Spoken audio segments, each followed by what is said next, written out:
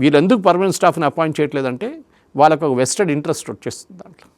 వాడు కావాల్సిన ఎట్లా చేయాలి, ఏం చేయాలని. ఎందుకంటే ఎన్టీ అని చాలా ఎగ్జామ్స్ కండక్ట్ చేస్తారు, నీట్ ఒకటే కాదు వాళ్ళకి. It is like UPSC even IAS exams, civil service exam conduct చేస్తారు వాళ్ళు. ఓకే, సో అట్లా ప్రతి ఏజెన్సీకి ఇట్లాంటి రెస్పాన్సిబిలిటీస్ ఉంటుందన్నమాట. సో ఇది జరిగేది, ఇది వాళ్ళు ఇచ్చిందే.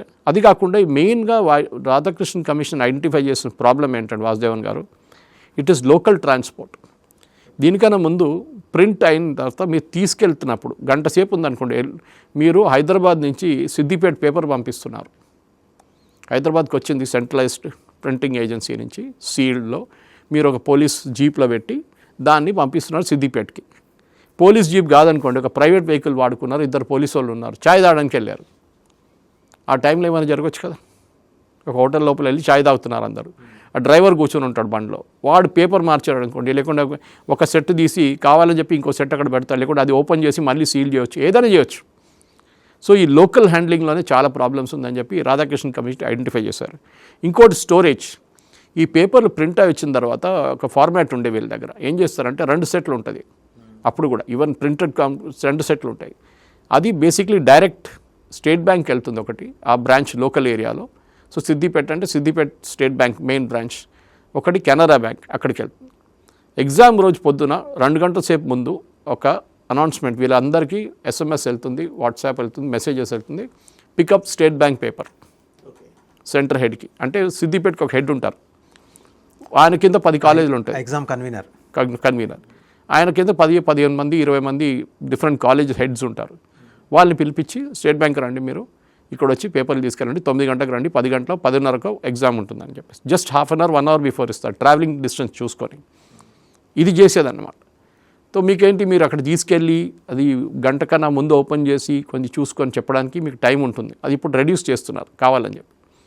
మూడోది ఏంటంటే హ్యూమన్ హ్యాండ్లింగ్. చెప్పాను చూడండి, ఇట్లాంటిది ఏదైనా జరగవచ్చు. ఒక హ్యూమన్ హ్యాండిల్ చేస్తున్నప్పుడు ఏదైనా తప్పు జరగచ్చు, జరిగింది కూడా. దీనికన్నా ముందు ఒక టైంలో కెనరా బ్యాంక్ పేపర్ తీసుకెళ్ళి ఇచ్చేసారు స్టేట్ బ్యాంక్ బదులు, అనౌన్స్మెంట్ ఉండగానే. అది తీసుకున్నప్పుడు తప్పు చేశారు.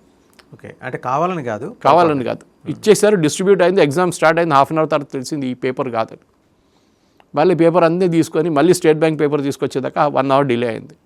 ఎగ్జామ్ మొత్తం 1 అవర్ లేటర్ ఫినిష్ అయింది. వాళ్ళకి 1 అవర్ ఎక్స్ట్రా ఇవ్వాల్సి వచ్చింది. అప్పుడు సెంటర్ హెడ్ని సస్పెండ్ చేశారు, ఏదేదో చేశారు.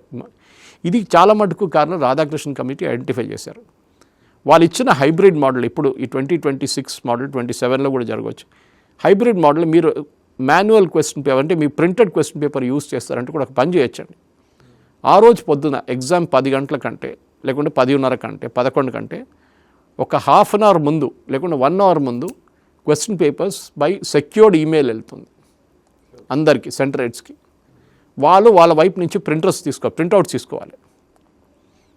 5 షీట్లో 10 షీట్లో బ్యాక్ టు బ్యాకో లేకుంటే 1 సైడ్ ఏదైనా తీసుకో, అదే ఇన్స్ట్రక్షన్స్ ఉంటుంది వాళ్ళ దగ్గర. అప్పుడేమవుతుంది, టైం లేదు వీళ్ళకి. పేపర్ వస్తుంది, ప్రింట్ చేయడం, క్లిప్ చేసి స్టేపుల్ చేసి స్టూడెంట్స్కి ఇవ్వడానికి టైం ఉంటుంది. OMR షీట్స్ కదా అన్నీ. ఓకే, క్వశ్చన్ ఉంటుంది, దానికి OMR ఉంటుంది, కింద బాక్సెస్ ఉంటుంది. సో ఇది ఇంకో సజెషన్ ఇచ్చారు. కానీ అది నెక్స్ట్ ఇయర్కి అది అక్కర్లేదు, అందుకని నెక్స్ట్ ఇయర్ కంప్యూటర్ బేస్డ్ టెస్ట్కి వెళ్ళిపోతున్నారు. కానీ కొన్ని చోట్ల ఉంటాయి, మణిపూర్ ఫర్ ఎగ్జాంపుల్, లేకుంటే మిజోరాం, నాగాల్యాండ్ ఎక్కడో ఒక చోట్ల ఇది ఉంది, అక్కడ కరెంట్ ఉండదు. అవును, అక్కడ నెట్ పని చేయదు కదా, నెట్ పని చేయదు, కరెంట్ పోతుంది ఎప్పుడప్పుడు. వాడు UPS పెట్టుకుంటే కూడా ఎంతసేపు ఉంటుంది. అట్లాంటి ప్లేసెస్లో you will need a backup which is your printed copies. Okay, అది కాకుండా మనం బయట కూడా పంపిస్తున్నాం దీన్ని. This test is held out side India also. 15 centres అనుకుంటా, అక్కడ కూడా మనకి సెక్యూరిటీ మెసేజ్ చూడాల్సి వస్తుంది. ఇండియాలో 10 o'clock అంటే వాడికి ఏం టైము, దుబాయ్లో అంతా చూస్తే 3.5 hours. The problem is that అక్కడ 7 o'clock అయింది పొద్దున, 7 గంటలకు పిల్లలు వెళ్ళి ఎగ్జామ్ కూర్చోవాలి. అంటే ఎగ్జామ్ కండక్ట్ చేసేటప్పుడు 5 గంటలకు రావాలి, 5 కూడా 4 గంటలకు రావాల్సి వస్తుంది. So there lot of logistic issues. And మరి అంతా డీల్ చేశారు రాధాకృష్ణన్ కమిషన్, బాగా డీల్ చేసి చెప్పారు కూడా. కానీ ఎండ్ ఆఫ్ ద డే ఇంప్లిమెంటేషన్లో ఉంటుంది వాసుదేవన్ గారు ఇదంతా. ఇంగ్లీష్లో ఒక సేయింగ్ ఉంది, when the fence starts eating the crop. తెలుగులో మీరు వేస్తే అని మీరు ఏం చేయలేం. మీరు మనిషిని ట్రస్ట్ చేసి ఇచ్చిన తర్వాత ఆయనే ఈ దొంగ పని చేస్తే ఏం చేయగలరు. అయిన తర్వాత మేము అన్ని అరెస్ట్ చేసి జైల్లో తీసుకెళ్ళి ఛార్జ్ షీట్ చేసి అన్నీ చేయొచ్చు. కానీ జరిగిపోయింది కదా ఇప్పుడు జరిగినట్లనే. దీనికన్నా ఎన్నోసార్లు క్వశ్చన్ పేపర్ లీక్ అయినాయి. UPSC క్వశ్చన్ పేపర్స్ లీక్ అయింది. ఎయిమ్స్ ఢిల్లీ వాళ్ళు సపరేట్ ఎగ్జామ్ కండక్ట్ చేస్తారు, వాళ్ళ పేపర్ లీక్ అయింది, 6 సార్లు లీక్ అయింది. సో వెస్టెడ్ ఇంట్రెస్ట్ ఉంటారు అన్ని ప్లేసెస్లో. నేను ఎప్పుడు చెప్తుంటాను చూడండి, కొనేటోడు ఉంటే అమ్మేటోడు ఉంటాడు డెఫినెట్గా. 25 లక్షలు ఇచ్చి మా పాపకు బాబుకు మెడిసిన్ సీట్ ఇప్పించాలని చెప్పి కొంతమంది పేరెంట్స్ ఉంటారు. అట్లా తెలుసు వాళ్ళ పిల్లలకి అంత కెపాసిటీ లేదు సీట్ రావడానికి.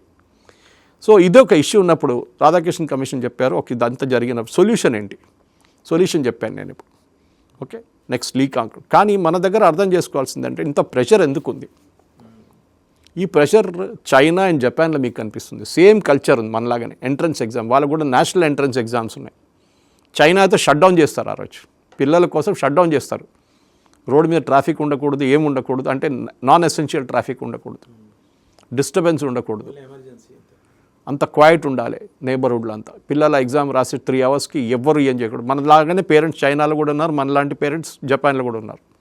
పిల్లల కోసం ఏమైనా చేస్తారు వాళ్ళు, అంటే మొత్తం జీవితం అంతా అంకితం చేసేస్తారు పిల్లల చదువు కోసం.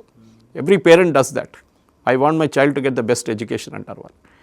ఇప్పుడు రాధాకృష్ణ కమిషన్ రికమెండేషన్ పక్కన పెడితే మనం చూడాల్సింది ఏంటంటే మోదీ గవర్నమెంట్ లాస్ట్ 12 సంవత్సరాలు ఏం చేశారు. ఎందుకంటే మన దగ్గర 3 ఎగ్జామ్స్ తీసుకుందాం, అన్నీ తీసుకోక్కర్లేదు. మనం ఒకటి జేఈ తీసుకుందాం, ఒక నీట్ తీసుకుందాం, ఇంకోటి క్యాట్ తీసుకుందాం. JEE IIT plus higher institutes, మన NEET that is private and government medical colleges plus institutes of eminence, CAT IIMs plus higher institutes. Okay, ఈ క్యాట్ ర్యాంక్ కొంతమంది మేనేజ్మెంట్ ఇన్స్టిట్యూట్స్ కూడా ప్రైవేట్ వాళ్ళు వాడుకుంటారు. మీకు ఎంత ర్యాంక్ వచ్చింది చెప్పండి అని చెప్పేసి. వాళ్ళ దాంట్లో మ్యాట్ అని ఇంకొక ఎంట్రన్స్ ఎగ్జామ్ ఉంటుంది, దాన్ని కూడా తీసుకుంటారు ఒకసారి. కానీ ఐఐఎంలో only CAT marks are taken it. 99.5, 99.6 అంతా మీకు ఏం చెప్తారు ర్యాంకింగ్ ఉంటేనే మీకు వస్తుంది అన్నమాట. కట్ ఆఫ్ చాలా హై ఉంటుంది. సో మనం చూడాల్సిందే, ఫస్ట్ మనం జేఈ తీసుకుందాం. 13 లక్షల మంది పిల్లలు ప్రతి సంవత్సరం ఆన్ యావరేజ్ ఈ టెస్ట్ తీసుకుంటారు. JEE joint entrance exam for IITs plus other technical institutes.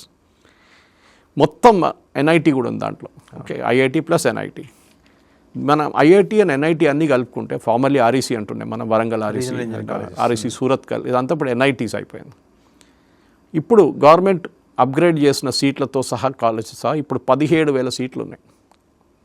13 లక్షల మంది పిల్లలు ఎగ్జామ్ రాస్తున్నారు. You just calculate the strike ratio, ఎంత టఫ్ ఉంటుంది. ఓకే, నీట్ ఈ సంవత్సరం 21 లక్షల మంది స్టూడెంట్స్ రాశారు. 21 lakhs టోటల్ సీట్స్ 128,000.